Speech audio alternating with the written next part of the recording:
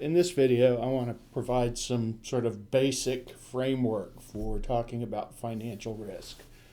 That is a key topic in finance, obviously, and it's important to make sure that we are all thinking about it the same way. And in my experience, there's actually a lot of confusion when you try to go into any detail about what we mean by risk. So let's first talk about what is risk, just in general, whether it's financial or otherwise. The definition is that it's the potential for loss of something in the future due to some uncertainty. And there's kind of two key elements to that if we break it down. The first is the potential loss of something. So you have to have in mind what is the thing that you're going to lose. We call this the consequence of a risk. So if something happens, then the consequence could be that I will lose something, and so we want to know what that is. The second element is the uncertainty. The if something happens talks about sort of that there is uncertainty about how a certain thing will turn out, and that uncertainty is the source or the cause of the risk. If we didn't have the uncertainty, then we would either know for certain that we had a loss, or we would know for certain that we don't have a loss. And so what is it that's causing us to not know for certain whether we have a loss? If we have a loss and we know that for certain, that's no longer a risk, that's just a loss. So a couple other things. Another thing I want to talk about is that risk and uncertainty are not the same. As you saw in the definition, uncertainty is the source. Risk is is that there is some potential loss due to that source. You can think of this similarly. This is the way that I like to describe it. Consider some outcome. And, I don't know what the uncertainty is, but let's just say that it's uncertainty in the amount of money that you're going to get paid. All right.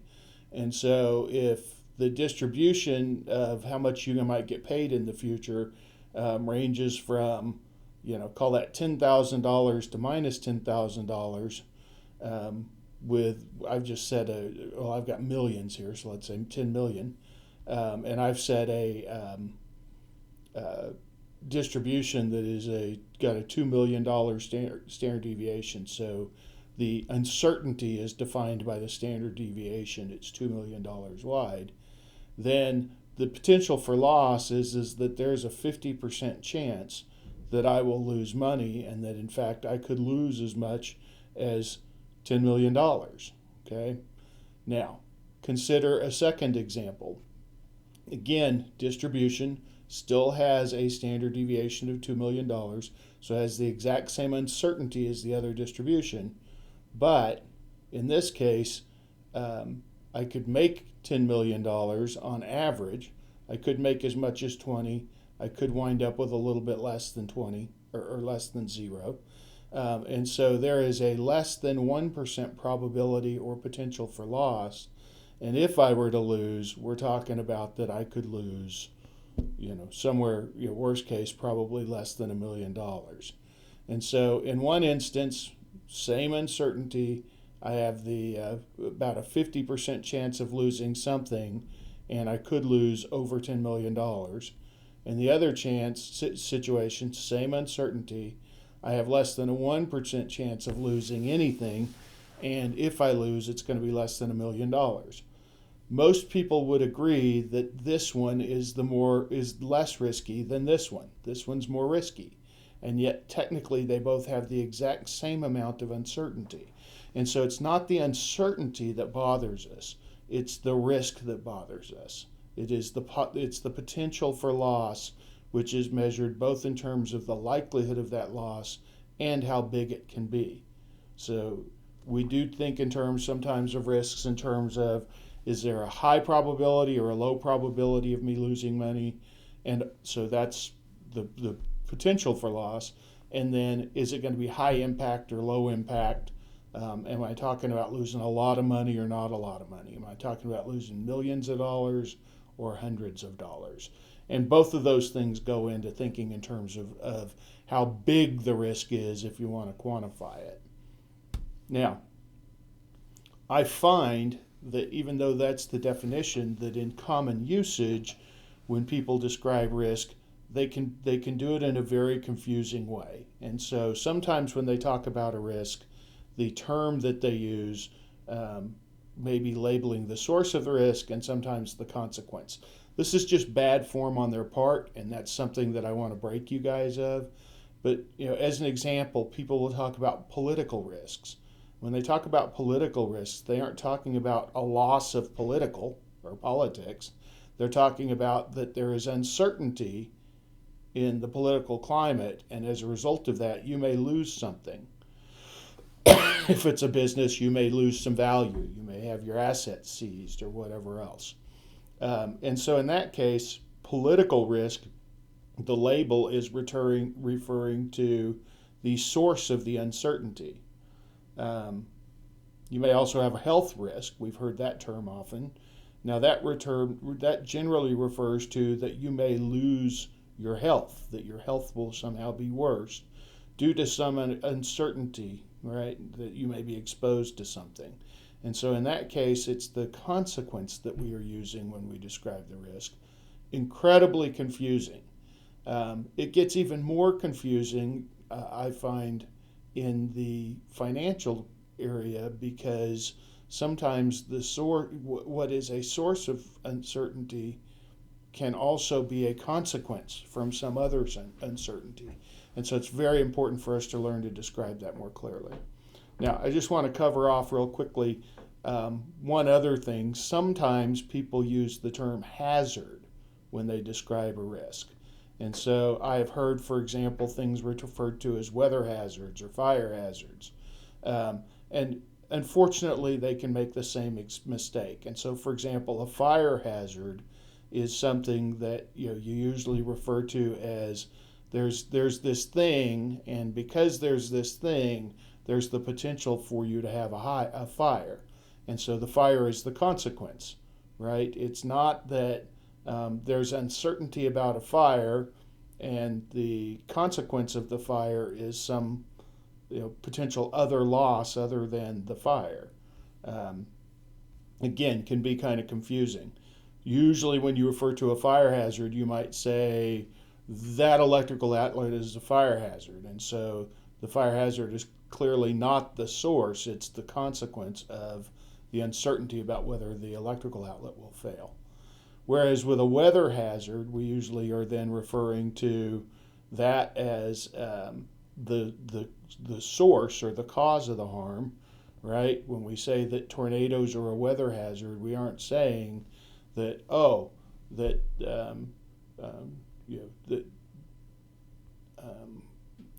there is a risk that something will happen and we'll lose our tornado.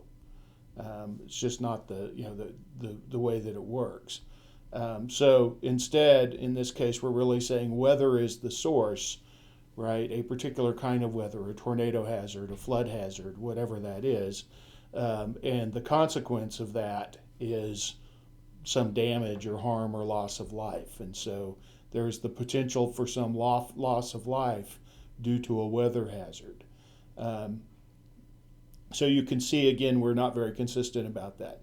Now, the only good news I can give you as it relates to the term hazard is that in some industries, in particular the insurance industry and a lot of times in, say, the safety industry, so OSHA and that type of thing, hazard is always defined as the source of the harm or the loss. So you're again still talking about a risk. It's just that in those industries, when we talk about the source, instead of calling it the source, you can call it the hazard.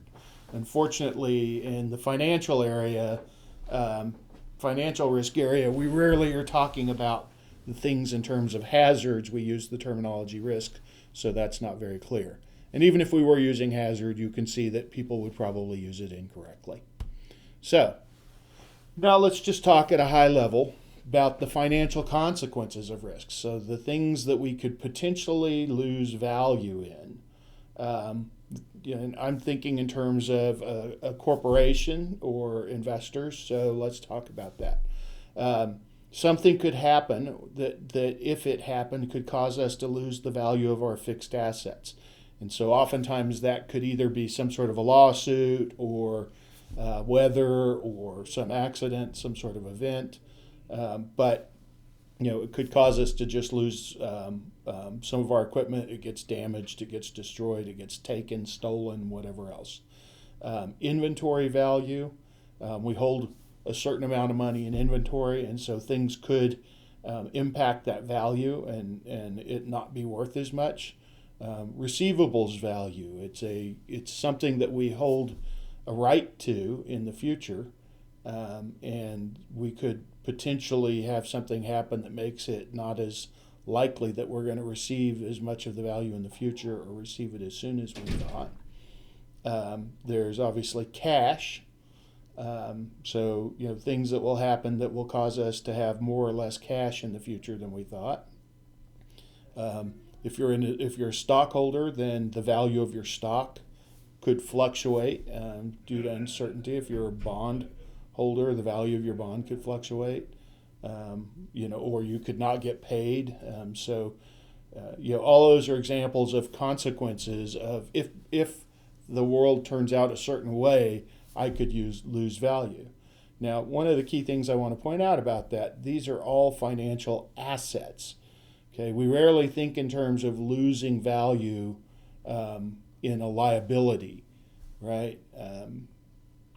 I guess overall we could lose equity value if the cost of a liability goes up, and so conceptually you could think in terms of the value of your equity instead of just the value of your assets. So that could make sense, but again, the value of that equity is an asset to somebody, right? It's an asset to an investor usually, and so that would still count. What about the sources of financial risk? Here's where things get incredibly complex. If I started asking you, give me examples of things that are uncertain, they could happen or not happen, or they could be good or they happen well and beneficial or in a bad way, that might affect the value of assets of a firm, as an example. We could spend all day providing examples of those. And so what we do when we think about the financial risks, the sources of risk, we generally try to group them into categories. And below are the what I'm showing you here are the 4 common categories. I'm not saying that there aren't possibly others. A lot of times this bottom category, business operational risk, is really just the other category. But these are kind of the 4 groups that are commonly talked about. So the first one is market risk, the risk of loss due to uncertainty in market prices.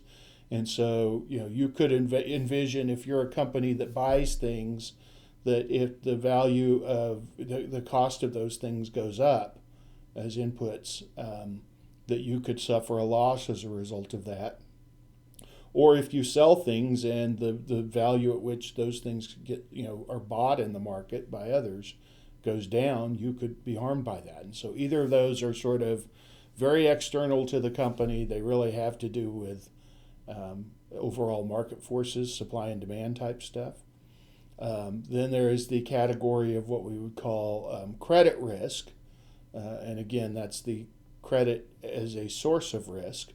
So in this case, a lot of people get confused by this.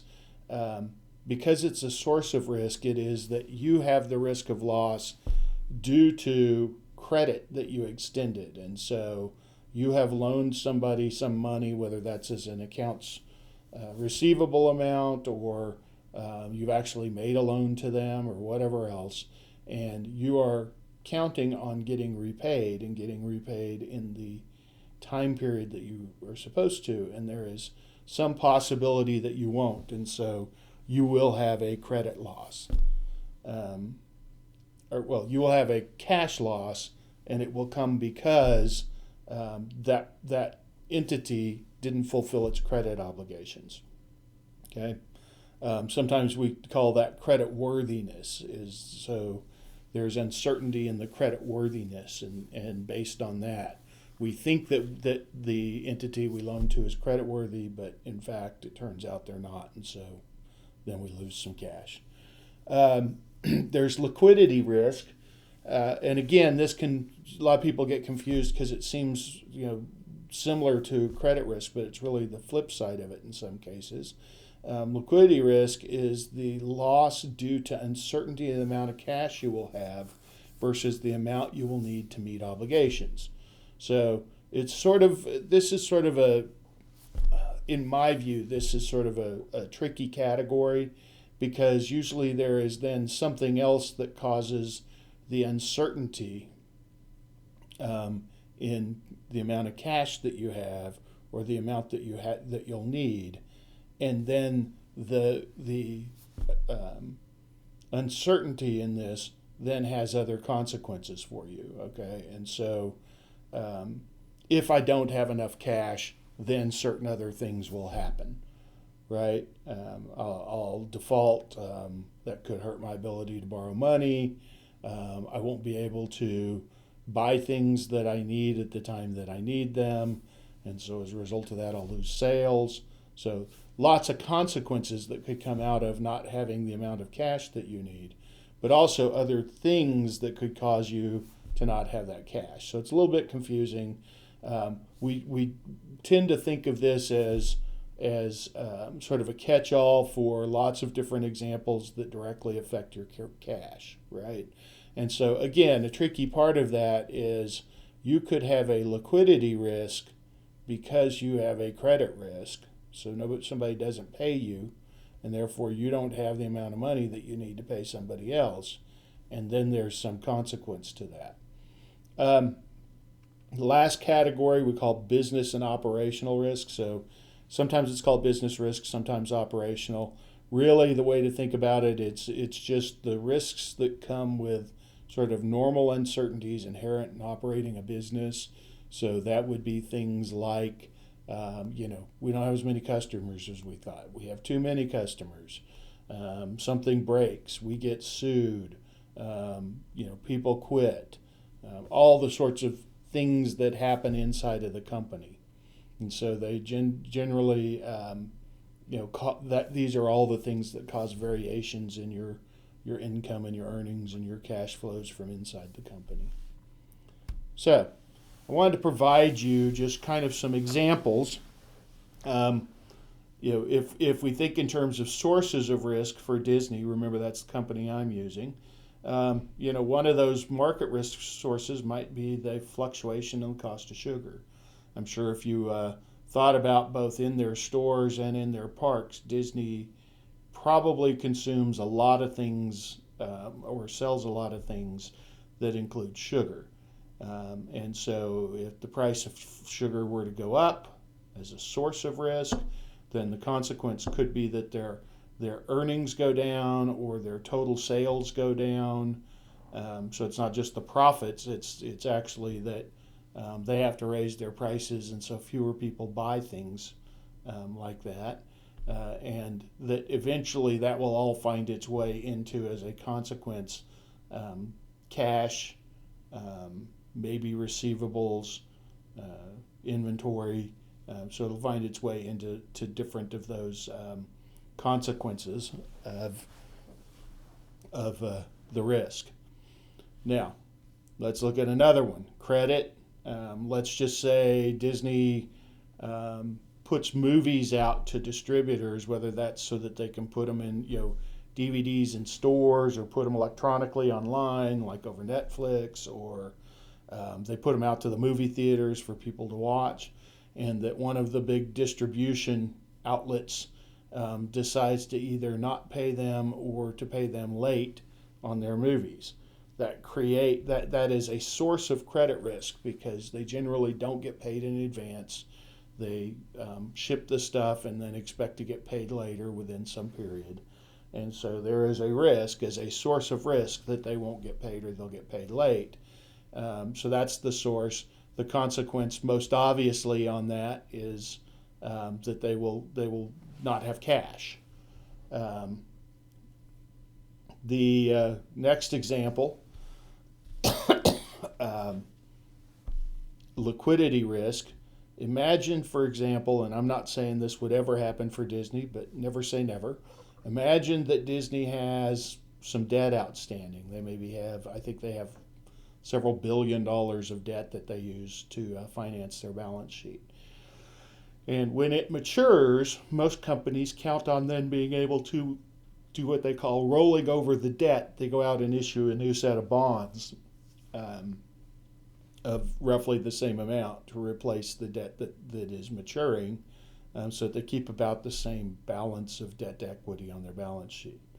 Well, imagine that they go out to issue the bonds and come to find out that nobody wants to buy them, or they want to buy them at such a low price that they can't raise enough money to pay off the maturity value on the debt that's retiring.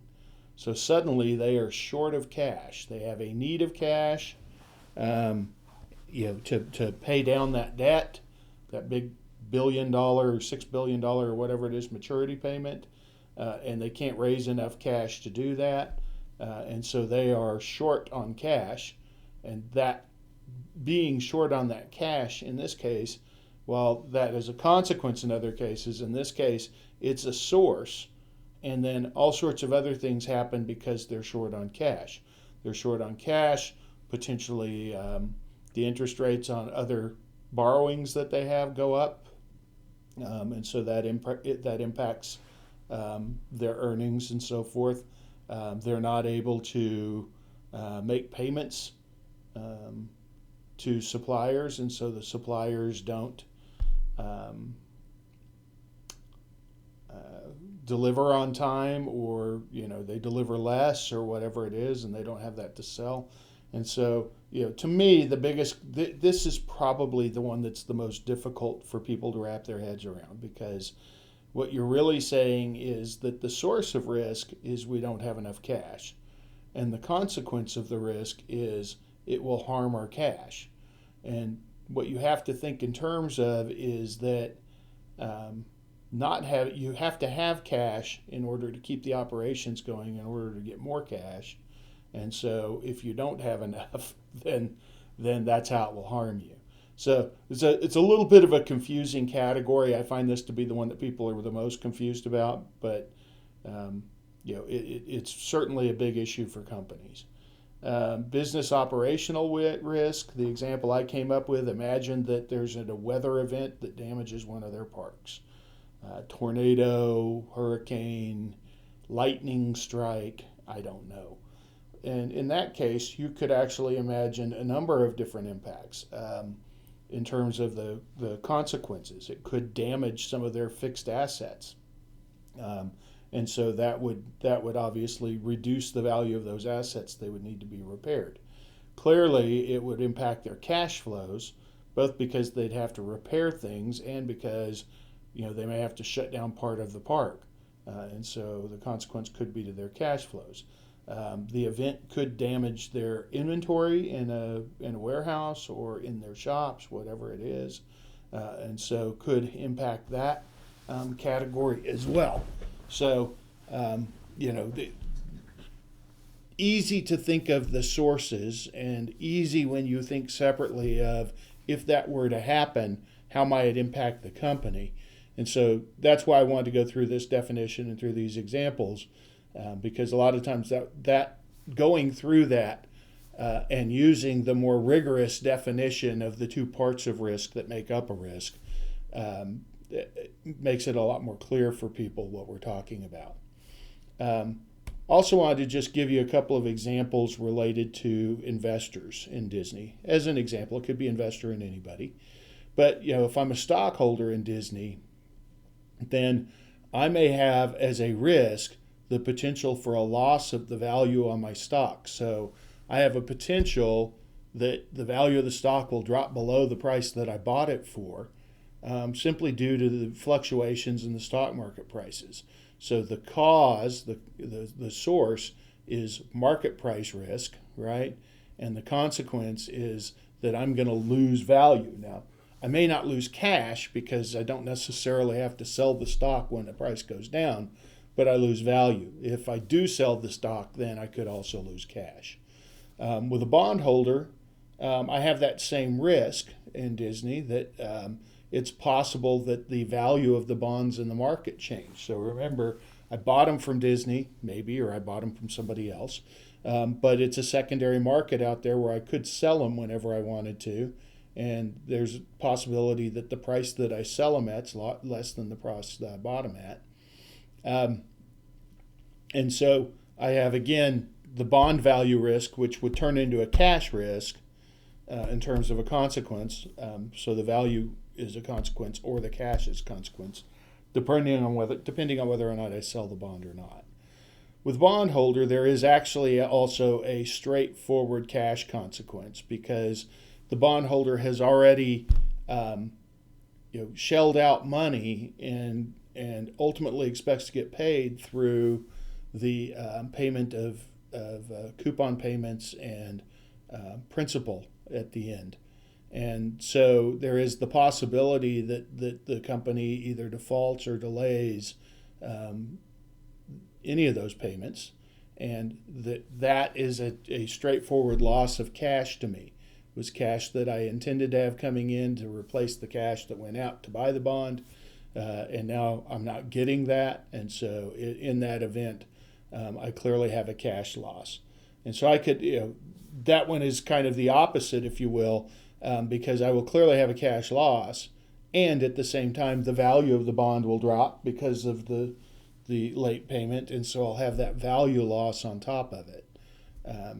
So anyway, I thought it would be useful to kind of walk through for you how to take these different examples and think in terms of source and consequence, and hopefully you can do that for yourself. Thanks.